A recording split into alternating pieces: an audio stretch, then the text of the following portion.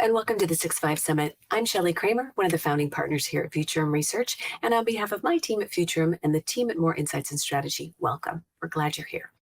In this spotlight session, Futurum's Daniel Newman welcomes Juergen Lindner, Senior Vice President, Marketing and SaaS at Oracle. Their conversation covers the trends that are driving the current enterprise app space and how organizations are adapting their businesses to stay ahead of change. This is one conversation I've really been looking forward to. Let's go check it out.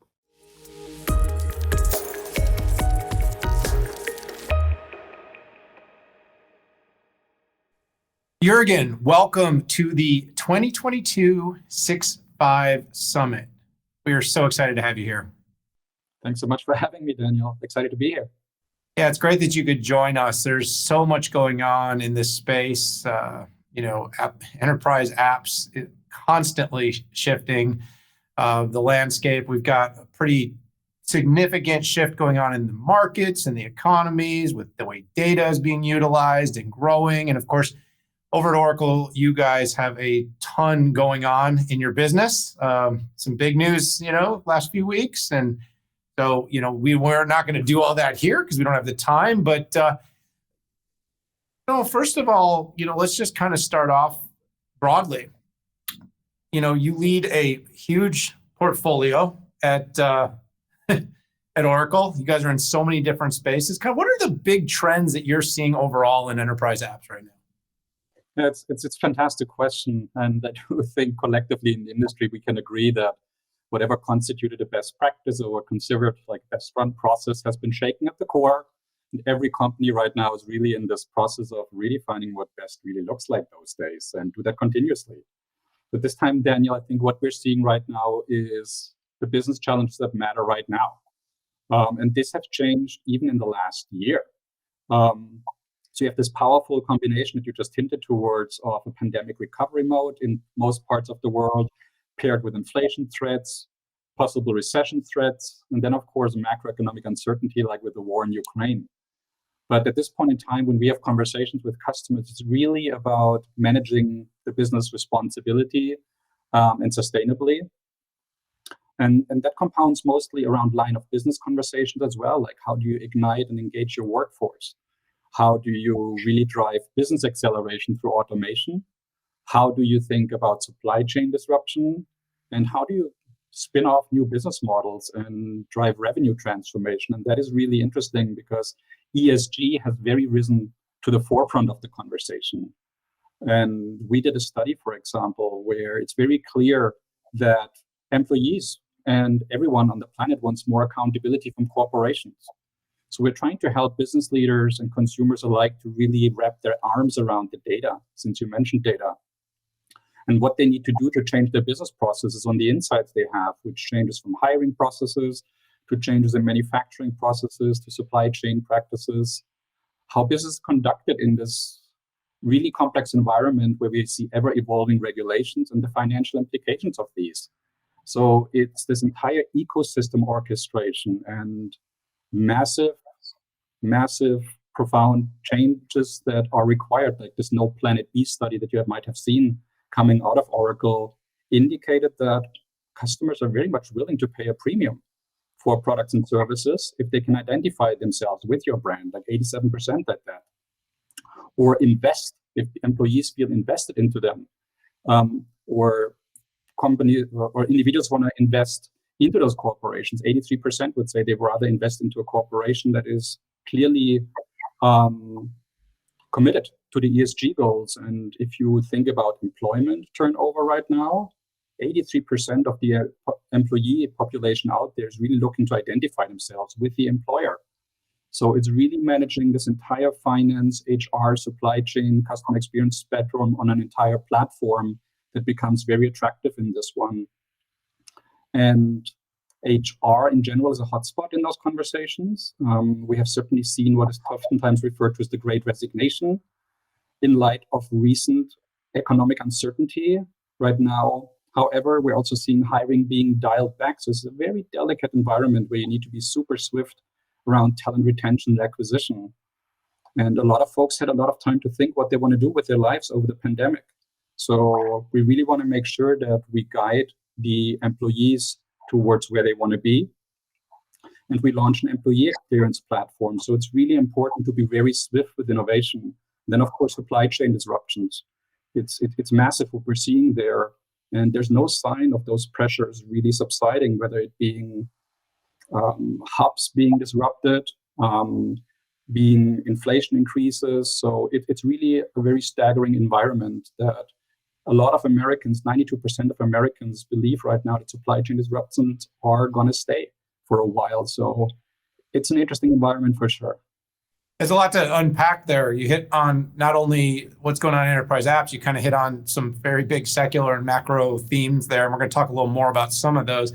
First of all, I reflected on what I wanted to do with my life, and I moved my family from Chicago to Austin during the pandemic. So I was among those people that had this disproportionate amount of time to look at your situation. And when you aren't traveling, you're not leaving much, and you're like, I don't have to live here.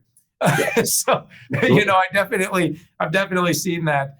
And some of the other things you mentioned, the talent, the great resignation. And of course, we're seeing maybe a little bit more parity now with that as companies might slow hiring so that, but I always say, the most talented people in any organization always have options. Yes.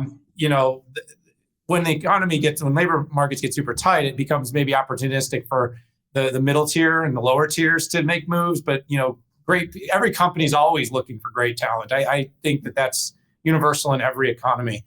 Something that I wanted to talk to you about too is this industry focus that has really become a huge topic during the pandemic. You're seeing companies buy industry-focused clouds. You're seeing them launch industry-focused clouds. You're hearing, whether it's retail, manufacturing, banking, you sort of name it. There's a cloud for it now. You guys are in this a little bit, but I'm kind of curious, what is your thoughts on that whole premise? And then kind of, how do you differentiate to make sure you're not just basically stamping a name on marketing materials and just, putting a picture of a bank on the front page and then changing it out to a manufacturing facility? How are you approaching that, thinking about that? It's a fantastic question. As you said, the conversations and the focus on industry clouds has been huge, also from our customers. So we have a lot of industry investments, of course, right? So our industry cloud solutions really seek to fundamentally transform the way business is done. And oftentimes you can see it into what is referred to as front of the house type of things, where we're touching our customers, like think billing system, think reservation system, think point of sale ordering system, to name a few. And all of these offerings that we have in-house, we of course built them on the generation 2 infrastructure, our OCI infrastructure, so they can seamlessly interact with our horizontal applications. So this industry functionality is so encapsulated that you can directly infuse it into the applications, and we can package it up very effectively for our customers. So fundamentally, there's belief that for real industry clouds, as you said, a veneer is not going to be good enough. It needs to orchestrate all layers of the cloud seamlessly. So what we have done, Daniel, is we decomposed pretty much our complete applications architecture in a way that we can compose those industry clouds rather easily. I mean, revenue recognition, for example, looks very different around verticals, but it doesn't mean that you need a completely different ERP system or a completely different CX system all the time. So having the possibility to compose it in an industry context is fascinating and makes a lot of sense for us, as we are so deeply invested into industry solutions, horizontal applications, the extension capabilities that come with the platform, and of course, all the technology that we can bring with our OCI platform. Just this Thursday, we're going to go very deep on the future of healthcare, where Larry is going to give a preview as to how we think about bringing our healthcare future and vision to life. So it's really where it's around inventory, think medical supplies and equipment, people scheduling. All of that has been brought into our Fusion applications, that it's seamless. And this will not be just transformative for healthcare providers, but literally for all of us who take part in the healthcare ecosystem as a patient, as a nurse, as a physician. So shameless plug. future of healthcare is big for us. And then you mentioned financial services industry and others. Think B2B transaction, fundamental change that we're seeing. And with more and more customers joining our ERP cloud, for example, we can orchestrate business flows in a very different way. For example, we have financial institutions on that. We have logistics service providers on that. And we can have seamless integration for everyone who is on this infrastructure. So you're going to see us talk a lot about that fairly soon. So in essence, I think our ability to really orchestrate all elements of an IT environment at customer side and their ecosystem, because you need to cater to starting points, is super important for us. And we're very fond of our ability to team up with customers around industry clouds. And I'm glad you mentioned all that. I keep thinking to myself, it's got to be deep domain knowledge has to be the universal connective tissue to being good at industry clouds. And so if I was sort of advising the world and I saw an industry-focused solution coming out of the company, I guess what I would ask is, how can you validate that this company has that deep industry knowledge to be able to build something that's unique? Because like you said, there's kind of that facade, there's kind of here's things that are unique to one industry versus another, and here's what's sort of universal, and you got to figure out those parts and plug and unplug. And all right, so I only have about 10 minutes left with you, and I've got 3 or 4 questions. I'm gonna move a little quicker in this backpass. You mentioned supply chain. A lot of companies have been talking about it, but where does enterprise apps potentially play a role in helping companies solve their supply chain issues? Supply chain has been one of the hotspots, and I think it's fair to say everyone right now is supply chain experts because we've all been at the receiving end of it, right? But a lot of those elements of a supply chain are literally out of the control of a company. So if a blockage in the Suez Canal occurs, pandemic lockdowns happening in manufacturing hubs in Asia, you really have those bottlenecks that become very visible. And we felt that a lot of has to do with the analytical insights and the ability to react very swiftly with ours. For example, our supply chain and manufacturing cloud applications. Give you an example, Land O'Lakes, certainly a very known corporation, large butter dairy producer, but also animal food and crop.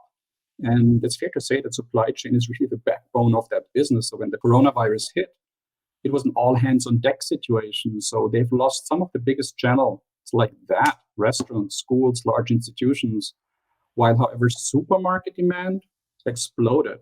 So they had to deal with worker shortages, facility shutdowns, shortage of truck drivers. So when they implemented our solutions, it was really impressive how they could handle spikes with our supply chain application. And it was really interesting how they, for example, used our transportation management to really overcome those challenges. So fundamentally different partnerships that we experienced, Daniel, in supply chain.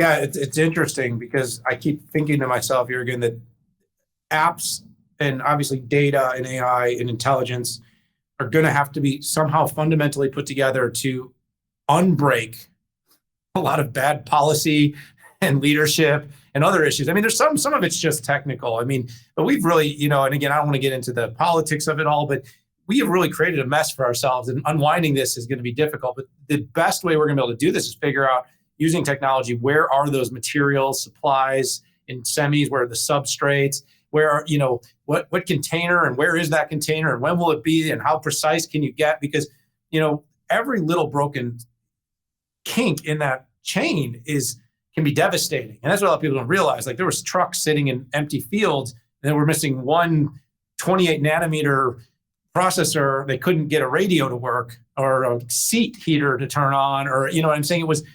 It wasn't like the whole car couldn't be built. It was like one little piece, and It's huge. So one thing I also want to kind of run by you is, you guys like to say your whole sort of approach to enterprise apps, cloud infrastructure is somewhat, different and unique. What do you mean by that? Like, what is the unique differentiator that you guys like to focus on, and how you put together that you sort of have that whole stack from app to infrastructure? Yeah, I do think when Oracle conceived its cloud journey, I don't think we took any compromise in that. And what we mean with that is we had a very strong decisiveness displayed, that we rebuilt everything from the ground up And we wanted to have the best possible experience for our customers and having the entirety of the cloud architecture that you need owned by us. So it's really this business platform that we created, which is designed for change for our customers. And so we can cater to any starting point a company has and seamlessly integrate into whatever cloud strategy they have done. We have a vast geographical reach in terms of industries, in terms of countries, language support. But it's really often that you potentially see also that there's a last mile execution type of issue where when you come to Oracle Cloud Work, Daniel, we hopefully will see you. We're going to go a little deeper as to what we do, allow our customers and our ecosystems to really extend those capabilities as well. But we'd like to think that the Fusion Cloud applications have been built on this best technology platform, which is OCI Generation 2. And this allows us to do multiple things extremely well. Like we can upgrade, for example, existing SaaS customers very seamlessly, and we have done that just now. Like brand new data centers, better performance of 30% upwards, for example, brand new networking, hardware, security, database, operating system. So it's really from the bottom up, the customer benefit from this technology innovation that we can do, and we can reduce their technical debt significantly. But it also has to do with security. I mean, cybersecurity is huge right now. So in every layer of the stack, we can govern security within the applications, within the infrastructure layer. So data protection, privacy, integrity is massive for us. And then, of course, the pace of innovation it allows us to do. We can deliver every quarter innovation that matters. It's not just about the number of features. It's really that we can go into a different partnership with customers. If they need something based on their business requirements right now, we can ship it. We can do A/B testing. So it's really a very different partnership if you can control the entirety of the stack, but the customer is in full control as to what type of offer they want to use from us and what they use in their multi-cloud hybrid type of strategy. So any gotchas, aha moments, you hit on a lot, but I guess as your customers, right, we've talked about kind of the current economic state. We talked about the pandemic's acceleration. You're leading the business, but you're also hearing from your customers sort of what are some of the big takeaways that you're hearing and the learnings and the findings that are really helping you to drive the business? I do think a couple of customer scenarios that come to mind, Daniel, are, for example, Chipotle, very known, well brand. But in this partnership around cloud, not only could we dramatically accelerate their financial close process down to 4 days based on automation, it also had to do with, for example, the possibility that we can increase their forecast accuracy. I mean, when pandemic hit, for example, they needed to do their first digital kitchen, completely different business model, completely different way to think about supply chains. Or they had a scenario where in time of travel restriction, they still needed to spin up 8 manufacturing plants in Southeast Asia. And they could do that in a period of 30 days. So it was amazing to really see how those partnerships allowed us to be extremely close to the business impact. And then you have companies such as Unilever, for example, right? I mean, Unilever was faced with a dramatic spike in getting products from A to B. So we've been able to partner up here, or on the human capital management side, think Co-op, which is one of the largest consumer cooperatives. And they had business challenges where they needed to address, like at this point in time, they had 70% of the applicants were straight, white, able-bodied men. And they teamed up with us to really get into diversity inclusion type of methodologies, where now the applicant base is very representative of the UK Kingdom. It's balanced between males and females, 50-50. We have increased the women in leadership positions by 30% and really also minority ethnic hires by 30%. So it's really interesting to see how this SaaS business, this cloud business allows to be extremely close and be not just a technology provider, but a real business partner in their success. So we got about a minute left. And what I'd love to finish up here with you, Juergen, is just talk a little bit about what are some of the waves of innovation you see? I think theoretically we've got metaverse, we got AI. Like, are these the things you're thinking? I mean, what are sort of the big things that are going to take these apps to the next level for enterprise? Yeah, I do think a big element has to do with the infusion of AI ML directly into the application. So they become self-learning, self-improving all the time. So we see that in finance, in human resources, when it's about optimizing your talent acquisition, in sales to manage leads and opportunities more effectively, in finance to automate the financial close. But there's a lot of discussion certainly around crypto, for example, right? And metaverse and other type of things. So we definitely are working with customers very closely to help them monetize the Web 3.0 phenomenon. It's really about, we have a blockchain platform, for example, where you can seamlessly have a crypto secure data management, completely tamper resistant blockchain tables that you can use to do financial transaction, chain of custody, escrow services, you name it. And then, of course, 5G is a typical topic where we have a lot of conversations with customers. It's going to be completely fundamentally changing the way we work, communicate, and interact with each other. So we have picked the network specifically and dove right in at the, what I would say, the brain of the operations to really be sure to work with customers such as Verizon, Dish Networks, to be this integral backbone of driving the 5G revolution. So lots of a very exciting change. And we think the pace of innovation every 3 months allows us to be extremely nimble in working with our partners here. But once again, it's in the entirety of the stack that you need to bring. It's your industry knowledge, it's your applications knowledge, it's your infrastructure knowledge to really stem all of that. Wow. Well, as I see it, Juergen, I mean, we are going to see some serious innovation. We have to, one thing we didn't even talk about here is dealing with what the final product of this new hybrid work looks like. But what I do know is that, we got apps, we've got data, we've got the cloud, we've got 5G and constant connectivity, we've got the metaverse and, the practical implementations of that. We've got crypto and new forms of payments, NFTs. Some people want to, maybe belittle that or call that, kind of, funky stuff, with crypto. But I mean, that's going to be real. And NFTs for access. I mean, that's going to be a thing. It may not all be monkey art, but, what I'm saying is we are going to see some of these things that have been kind of framed a little bit as silly or not really necessarily long-term.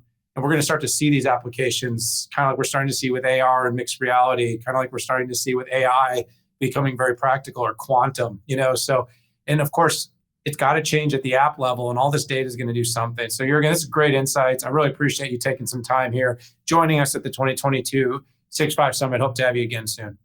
Thank you, Daniel. Appreciate being here. Thank you.